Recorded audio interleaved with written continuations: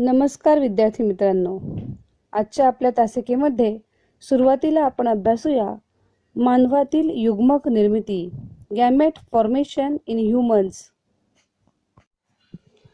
मानवातील पुयुग्मकाला शुक्रपेशी म्हणजेच शुक्राणू असे म्हणतात. Sperm is the male gamete of humans. They are produce in testes of men from puberty till death.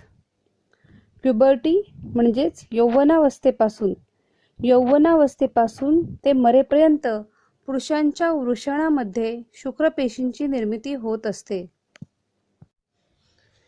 If you observe the structure of sperm, you can find that it shows head-like portion called as acrosomal cap, the middle piece axial filament, and tail-like portion. In the middle piece, there is a mitochondria which provide energy to the sperm. Sperms are motile, while the ova are immotile. Question may be asked that why sperm needs large amount of energy.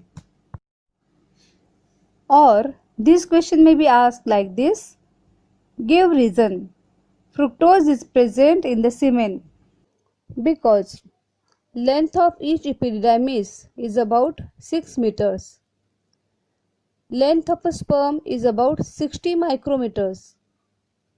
Such a small sperm has to cross the distance of approximately 6.5 meter while passing out of male reproductive system, and so sperm needs large amount of energy, and for this purpose fructose is present in the semen.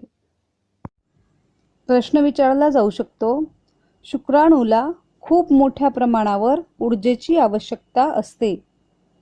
किंवा हाच प्रश्न असा देखील विचारला जाऊ शकतो, शास्त्रीय कारणे लिहा. रेतामध्ये फ्रुक्टोज नावाची शर्करा असते. कारण अधिवृषण नलिकेची लांबी 6 मीटर पर्यंत असते. एका शुक्राणूची लांबी 60 मायक्रोमीटर एवढी असते.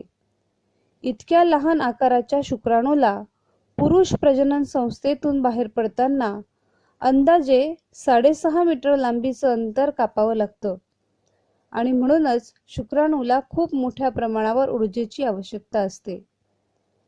ही ऊर्जेची आवश्यकता पूर्ण व्हावी म्हणूनच रेतामध्ये फ्रुक्टोज नावाची शर्करा असते. मानवी स्त्रीयुग्मकाला अंडपेशी असे म्हणतात. Ovum is the female gamete of humans. Generally, the sperms are motile while ovum is immotile. स्त्री भ्रूणाच्या जन्माच्या वेळी स्त्रीच्या अंडाशयात 2 ते 4 दशलक्ष अपरिपक्व अंडपेशी असतात. यौवनावस्थेपासून पुढे रजोनिवृत्तीच्या वयापर्यंत दरमहा एका अंडपेशीचं परिपक्वन होऊन तिचे अंडमोचन होते. आता प्रश्न असा येतो, रजोनिवृत्ती म्हणजे काय? What is menopause? स्त्री प्रजनन संस्थेचे कार्य वयपरत्वे थांबण्याला रजोनिवृत्ती असे म्हणतात. What is menopause?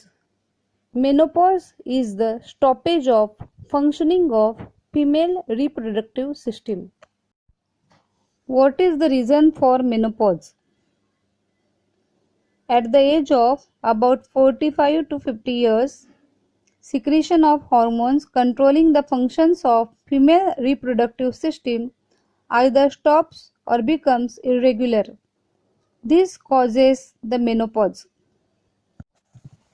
साधारणतः 45 ते 50 वर्ष वयाच्या दरम्यान स्त्रीच्या शरीरात प्रजनन संस्थेचे कार्य नियंत्रित करणाऱ्या संप्रेरकांची निर्मिती कमी होते किंवा पूर्णपणे थांबते आणि त्यामुळेच रजोनिवृत्ती येते. आपला पुढील मुद्दा आहे मानवातील फलन म्हणजेच fertilisation in humans. Formation of zygote by the union of sperm and ovum is called as fertilization. शुक्राणू व अंडपेशी एकत्र येऊन युग्मनज तयार होण्याच्या प्रक्रियेस फलन असे म्हणतात. How fertilization in human takes place. मानवामध्ये फलनाची क्रिया कशी होते? Semen is ejaculated in vagina during copulation. Few millions of sperms start their journey by the root of vagina, then uterus, and then oviduct. Only one of those few million sperms fertilize the only ovum present in the oviduct. In this way, haploid male gametes, that is sperm, unite with haploid female gamete, that is ovum, to form a diploid zygote, which then undergo repeated mitotic divisions and form embryo. Embryo, when reaches the uterus, get implanted and starts to develop. Placenta supply food during embryonic growth. In humans, embryonic development is completed approximately within 9 months after the process of fertilization. मानवामध्ये फलनाची क्रिया शरीरांतर्गत होते. समागमाच्या वेळी स्त्रीच्या योनिमार्गात रेत स्खलित केले जाते. रेतातील काही दशलक्ष संख्या असलेले शुक्राणू योनिमार्ग, त्यानंतर गर्भाशय आणि त्यानंतर अंडनलिका असा प्रवास करून अंडनलिकेमध्ये असलेल्या एकमेव अंडपेशीचे फलन घडवून आणतात. अंडनलिकेमध्ये फलनानंतर तयार झालेल्या युग्मनजाचे अनेक वेळा सूत्री विभाजन होऊन त्यापासून द्विगुणित भ्रूण तयार होतो. अपरा नावाचा अवयव भ्रूणाला अन्न पुरवठा करतो. फलन झाल्यापासून पुढे साधारणतः 9 महिन्यांच्या कालावधीमध्ये भ्रूणाची वाढ पूर्ण होते. शास्त्रीय कारणे लिहा. जास्त वयाच्या स्त्रियांना होणाऱ्या अपत्यांना व्यंग असण्याची शक्यता जास्त असते. रजोनिवृत्तीचे वय जवळ येतानाच्या शेवटच्या काही वर्षात अंडाशयातून बाहेर पडणाऱ्या अंडपेशी 40 ते 50 वर्षे जुन्या असतात. त्यांची विभाजनाची क्षमता कमी झालेली असते. यामुळे त्यात अर्धगुणसूत्री विभाजन व्यवस्थित पूर्ण होत नाही. अशा अंडपेशी जर फलित झाल्या तर त्यापासून तयार होणारे अपत्य काही व्यंगासहित जसं की डाऊन सिंड्रोम किंवा टर्नर सिंड्रोम यासहित जन्माला येण्याची दाट शक्यता असते आणि म्हणून जास्त वयाच्या स्त्रियांना होणाऱ्या अपत्यांना व्यंग असण्याची शक्यता जास्त असते. Question may be asked as give scientific reason. Older mothers have greater chances of conceiving abnormal children. The reason is oocytes released from ovaries during last few months nearing the age of menopause are about 40 to 50 years old, and therefore their ability of division has been diminished. Due to this, they cannot complete meiotic division properly, and such oocytes, if fertilized, then the newborn produced from them may have some abnormalities like Down syndrome or Turner syndrome. Our next topic is sex determination in human being. मानवातील लिंग निश्चिती. In human, sex is determined according to the sex chromosomes. Human males have 44 somatic chromosomes and XY sex chromosomes, whereas human females have 44 somatic chromosomes and XX sex chromosome. Therefore, after meiosis, sperms produced by the male are of two types, 22 plus X or 22 plus Y, while ova are similar because they all have 22 plus X type chromosomes. If X bearing sperm fertilizes the oocyte, the girl is born, and if Y bearing sperm fertilizes the oocyte, the boy is born.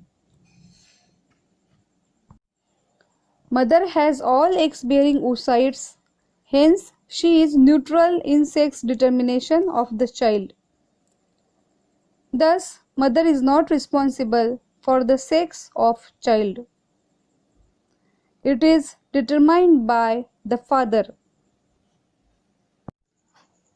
दाम्पत्याला मुलगा किंवा मुलगी होणे हे सर्वस्वी पुरुषावर अवलंबून असते. जेव्हा युग्मक निर्मिती होते तेव्हा पुरुषांकडून लिंग गुणसूत्रांपैकी X किंवा Y गुणसूत्र पुढील पिढीत येते. स्त्रियांकडून मात्र X गुणसूत्रच पुढील पिढीत येते. फलनाच्या वेळी जर पुरुषाकडून X गुणसूत्र आले तर मुलगी जन्माला येते आणि जर Y गुणसूत्र आले तर मुलगा जन्माला येतो. यावरून मुलगी किंवा मुलगा होण्यासाठी स्त्रीला जबाबदार धरणे योग्य नाही, कारण मानवामध्ये लिंग निश्चिती ही पित्यामार्फत होत असते. आपला पुढील मुद्दा आहे आर्तव चक्र म्हणजेच menstrual cycle. Female reproductive system of humans undergo some changes at puberty, and those changes repeat at the interval of every 28 to 30 days. These repetitive changes are called as menstrual cycle. यौवनावस्थेनंतर स्त्रीच्या प्रजनन संस्थेमध्ये काही बदल सुरू होतात व त्या बदलांची दर 28 ते 30 दिवसांच्या कालावधीने पुनरावृत्ती होत असते. या पुनरावृत्तीने होणाऱ्या बदलांना आर्तव चक्र म्हणजेच ऋतुचक्र म्हणजेच मासिक पाळी असे म्हणतात.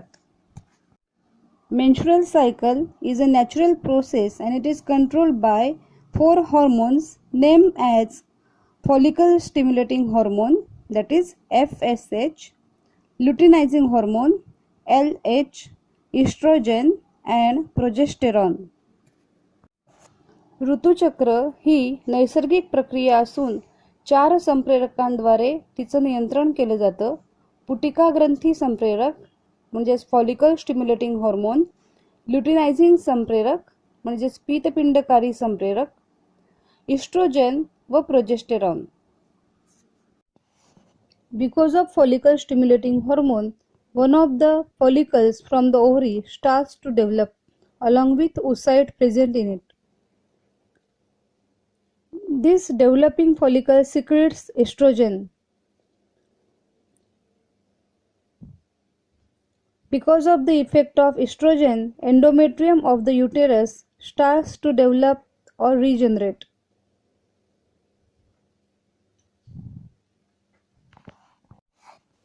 Under the effect of luteinizing hormone, the developing follicle bursts and oocyte is released. This is called as ovulation.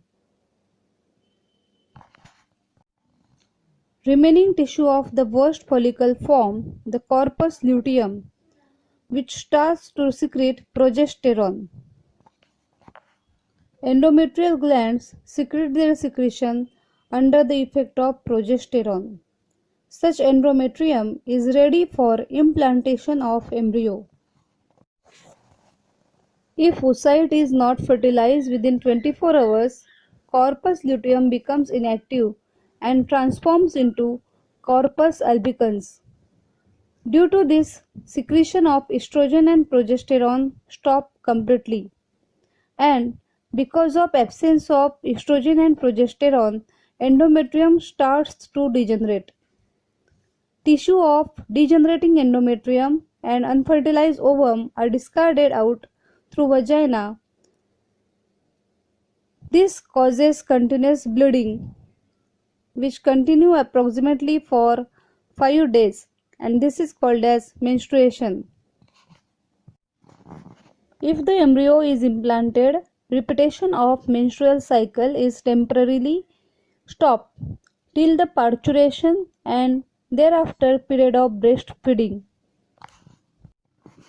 Menstrual cycle may cause severe weakness due to heavy bleeding, and there is a higher possibility of infections during this overall period, and due to all such reasons there is need of rest along with special personal hygiene. पुटिका ग्रंथी संप्रेरकाच्या प्रभावामुळे अंडाशयात एका पुटिकेची वाढ सुरू होते. ही विकसनशील पुटिका oestrogen संप्रेरक स्त्रवते. इस्ट्रोजेनच्या प्रभावाखाली गर्भाशयाच्या अंतःस्तराची वाढ किंवा पुनर्निर्मिती होते. दरम्यानच्या कालावधीमध्ये अंडाशयात वाढणाऱ्या पुटिकेची पूर्ण वाढ होते. पीतपिंडकारी संप्रेरकाच्या प्रभावामुळे पूर्ण वाढ झालेली पुटिका फुटून त्यातील अंडपेशी अंडाशयाच्या बाहेर पडते. या क्रियेलाच अंडमोचन म्हणजेच ओव्ह्युलेशन असे म्हणतात. अंडाशयामध्ये फुटलेल्या पुटिकेपासून पीतपिंड तयार होते. हे पीतपिंड प्रोजेस्टेरॉन संप्रेरक स्त्रवण्यास सुरुवात करते. प्रोजेस्टेरॉनच्या प्रभावाखाली गर्भाशयाच्या अंतःस्तरातील ग्रंथी स्त्रवण्यास सुरुवात होते व असे अंतःस्तर भ्रूणाच्या रोपणासाठी तयार होते. पुढील 24 तासात जर अंडपेशीचे फलन झाले नाही तर पीतपिंड अकार्यक्षम होऊन त्याचे रूपांतर श्वेतपिंडात होते. यामुळे इस्ट्रोजन व प्रोजेस्टेरॉन या दोन्ही संप्रेरकांची निर्मिती पूर्णपणे थांबते आणि या संप्रेरकांच्या अभावामुळे गर्भाशयाच्या अंतःस्तराचा ऱ्हास होण्यास सुरुवात होते. त्या अंतःस्तरातील ऊती आणि अफलित अंडपेशी योनी मार्गातून बाहेर टाकल्या जातात. याबरोबरच मोठ्या प्रमाणावर रक्तस्राव होतो. हा रक्तस्राव साधारणतः 5 दिवस सुरू राहतो. यालाच ऋतुस्राव म्हणजेच मासिक पाळी असे म्हणतात. जोपर्यंत अंडपेशीचे पूर्ण फलन होऊन तयार झालेल्या भ्रूणाचे रोपण होत नाही तोपर्यंत प्रत्येक महिन्यात या क्रियेची पुनरावृत्ती होत राहते. भ्रूणाचे रोपण झाल्यास अर्भकाचा जन्म होईपर्यंत व त्यानंतर दुग्धपानाच्या कालावधीपर्यंत ऋतुचक्राची पुनरावृत्ती थांबते. ही नैसर्गिक क्रिया असून त्यातील 4-5 दिवसांचा रजस्रावाचा कालावधीमध्ये स्त्रियांना वेदना होत असतात आणि मोठ्या प्रमाणावर रक्तस्राव झाल्यामुळे अशक्तपणा देखील जाणवतो. या काळामध्ये स्त्रीला संसर्गाचीही शक्यता असते आणि म्हणून या सर्व कारणांमुळे या दिवसांमध्ये विशेष वैयक्तिक स्वच्छतेबरोबरच विश्रांतीची देखील गरज असते. Many couples cannot have children due to various reasons, and so some modern technology has been developed for such couples to have child. The first one is IVF technique, in vitro fertilization. In this technique, fertilization is brought about in the test tube and the embryo is implanted in uterus of woman at appropriate time. IVF technique is used for having a child in case of childless couples who have problems like less sperm count, obstacles in oviduct, etc.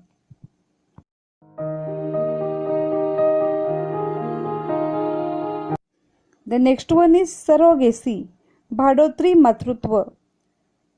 Some women have problems in implantation of embryo in uterus. Such women can take the help of modern remedial technique called as surrogacy. In this technique, oocyte is collected from the ovary of the woman having problem in implantation in uterus. That oocyte is fertilized in test tube with the help of sperms collected from her husband. The embryo formed from such fertilization is implanted in the uterus of some other woman having normal uterus. Such a woman in whose uterus the embryo is implanted is called as surrogate mother. Our next topic is sperm bank म्हणजेच वीर्य पेढी. अनेक दाम्पत्यातील पुरुषांमध्ये शुक्राणू निर्मिती होत नाही किंवा त्यात काही अडचणी असतात. अशा वेळेस वीर्यपेढीमध्ये इच्छुक पुरुषांच्या सर्वंकष शारीरिक व इतर तपासण्यांनंतर त्यांनी स्खलित केलेलं वीर्य साठवून ठेवलं जातं आणि गरजवंत दाम्पत्याची इच्छा असल्यास या रीताचा वापर करून दाम्पत्यातील स्त्रीची अंडपेशी IVF तंत्राने फलित केली जाते आणि त्यातून तयार झालेल्या भ्रूणाचं रोपण स्त्रीच्या गर्भाशयात केलं जातं. कायद्यानुसार वीर्यदात्याचं नाव गुप्त ठेवलं जातं. Twins. The embryos develop simultaneously in the same uterus and thus two offspring are delivered. Such offspring are called as twins. गर्भाशयामध्ये एकाच वेळी दोन भ्रूणांची वाढ होऊन दोन अपत्ये जन्मास येतात. अशा अपत्यांना जुळी अपत्ये असे म्हणतात. There are two main types of twins, monozygotic twins and dizygotic twins. जुळ्या अपत्यांचे मुख्य दोन प्रकार आहेत, एक युग्मजी जुळे आणि द्वियुग्मजी जुळे. Monozygotic twins are formed from single embryo during early period of embryonic development. Monozygotic twins are genetically exactly similar to each other. Due to this, such twins are exactly similar in their appearance and their gender is also same. That is, both will be either boys or girls. एकाच युग्मनजापासून तयार होणाऱ्या जुळ्यांना एकयुग्मनजी जुळे असे म्हणतात. एकयुग्मनजी जुळी अपत्ये ही जनुकीयदृष्ट्या तंतोतंत सारखीच असतात आणि त्यामुळे ही अपत्ये दिसण्यास तंतोतंत सारखीच असतात व त्यांचे लिंग सुद्धा समानच असते. म्हणजे दोन्ही मुली किंवा दोन्ही मुले असू शकतात.